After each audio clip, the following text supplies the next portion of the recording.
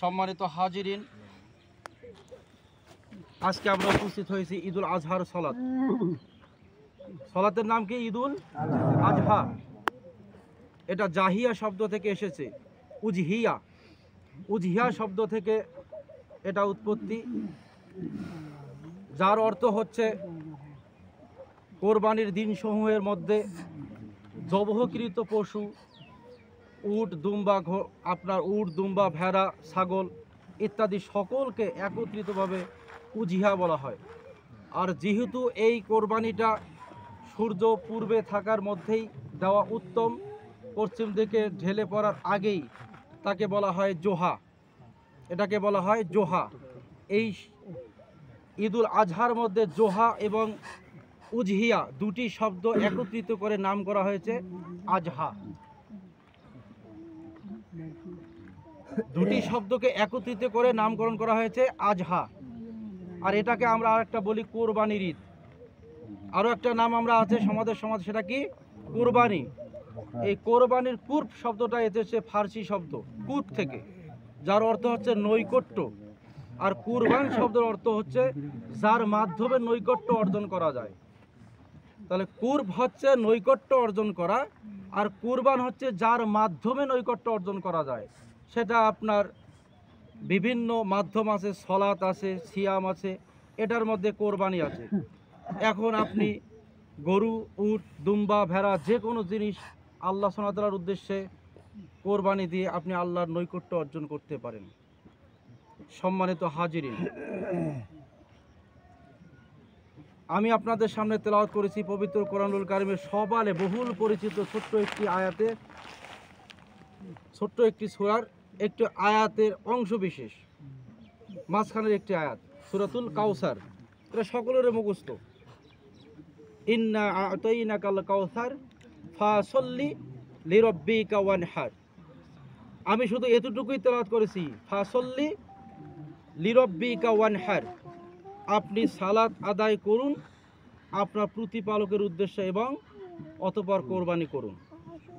আল্লাহ সুবহানাহু ওয়া তাআলা আমাদের রাসূল সাল্লাল্লাহু আলাইহি সাল্লামকে নির্দেশ দিচ্ছেন যে আপনি সালাত আদায় করুন, ফাসল্লি লিরাব্বিক, আপনি আপনার প্রতিপালকের উদ্দেশ্যে সালাত আদায় করুন, ওয়ানহার, অতঃপর নাহার করুন।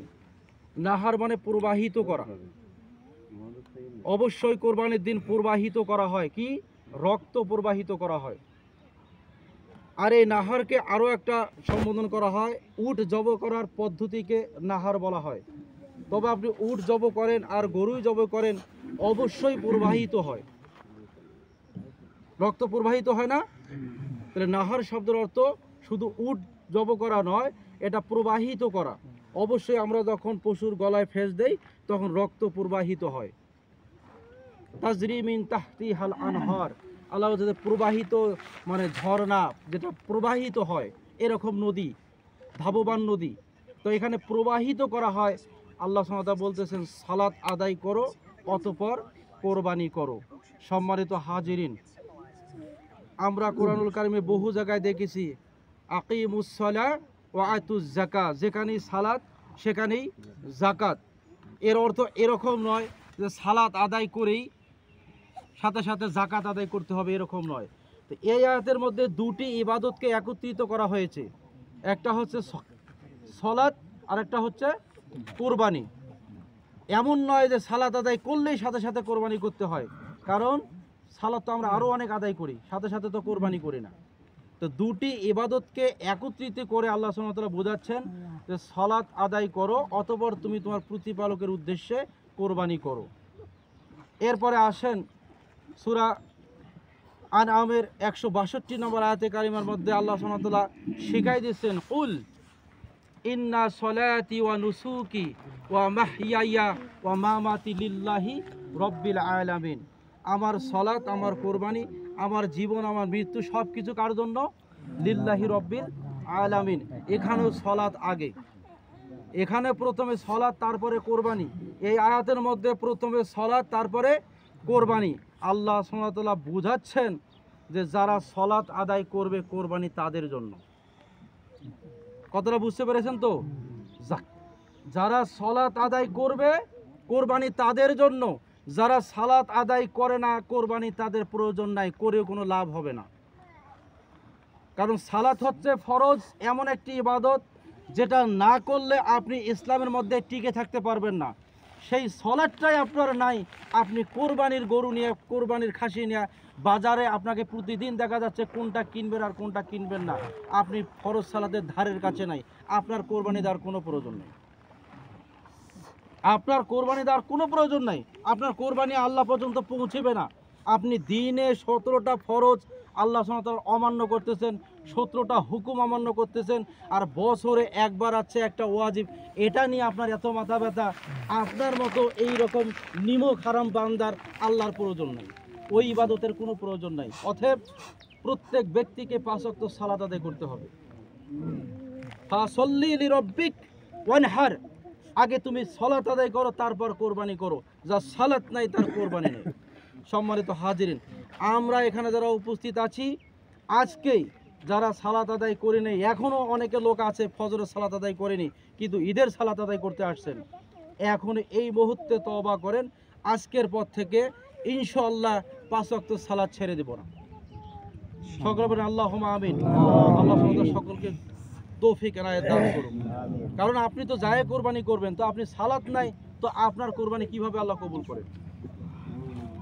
পক্ষান্তরে আল্লাহ রাসূল সাল্লাল্লাহু আলাইহি ওয়াসাল্লাম বললেন, আবু হুরায়রা রাদিয়াল্লাহু আনহু থেকে হাদিস যেটা তেলাওয়াত করেছি, এটা ইবনে মাজার 3123 নম্বর হাদিস। তে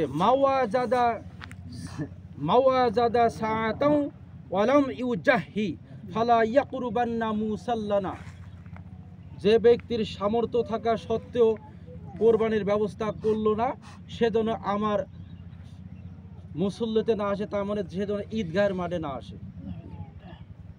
মানলা মানে কোনো ব্যক্তি, মাওয়াজাদা কোনো ব্যক্তি মানে সামর্থ্য আছে, সাওয়াতাও ওয়ালাম ইউজাহি মানে জবহের ব্যবস্থা করলো না, ফালা ইয়াকুরবান্না মুসাল্লানা, সেজন্য আমার এই মুসাল্লার মধ্যে না আসে।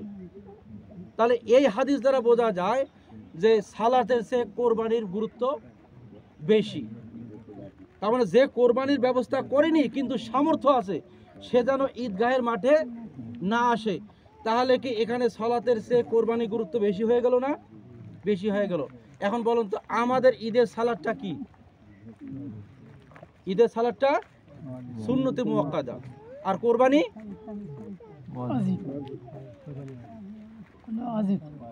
কোরবানি কেউ বলছে ফরজ, কেউ বলছে ওয়াজিব। ধরেন ফরজ, কোরবানি ফরজের কাছাকাছি ওয়াজিব, আর সালাত হচ্ছে সুন্নতে মুআক্কাদা। তাহলে এখানে গুরুত্ব কোনটার বেশি?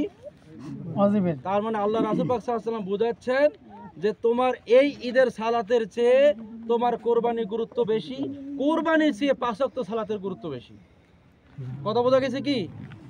ঈদের সালাতের চেয়ে কোরবানির গুরুত্ব বেশি, আর কোরবানির চেয়ে 5 ওয়াক্ত সালাতের গুরুত্ব বেশি। তার মানে 5 ওয়াক্ত সালাত আপনাদেরকে আদায় করতেই হবে।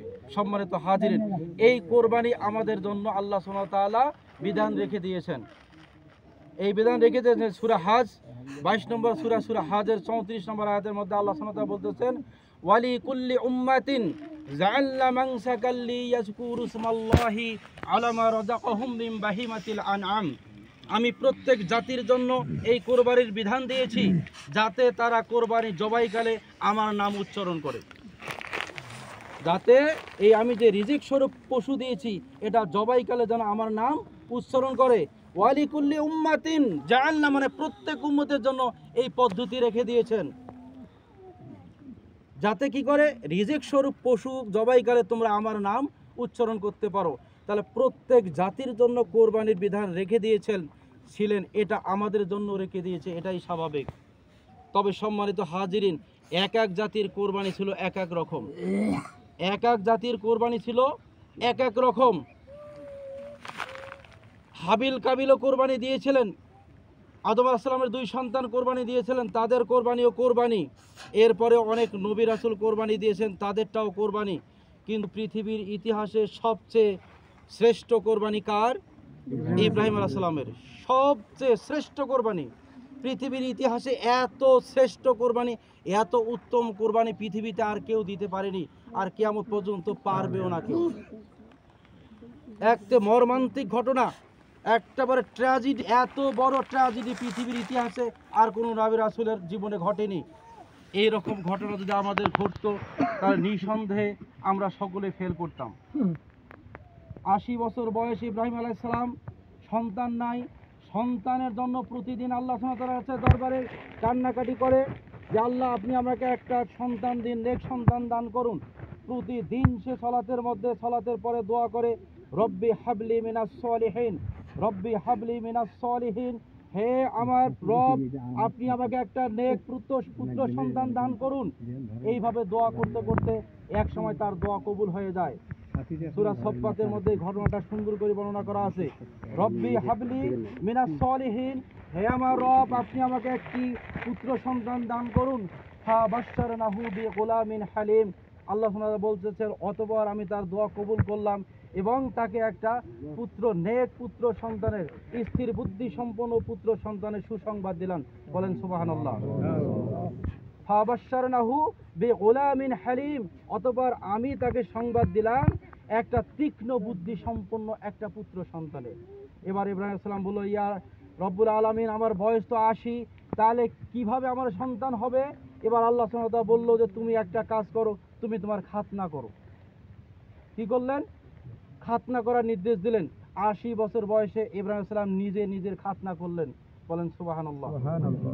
সন্তানের লোভে, সন্তানের আশায় খাতনা করলেন 80 বছর বয়সে, এরপরে তার সন্তান হলো। সেখান থেকে আমাদের সুন্নতে খাতনা চালু হয়ে আসলো। ফাবাশশারনাহু বিগুলামিন হালিম ফালাম্মা বালাগা মাআহু সাইয়া, অতঃপর যখন সে তার পিতার সাথে কাজকর্ম করার বয়সে উপনীত হলো, মানে বালক হয়ে গেল, এমন সময়, বালক কখন হয়?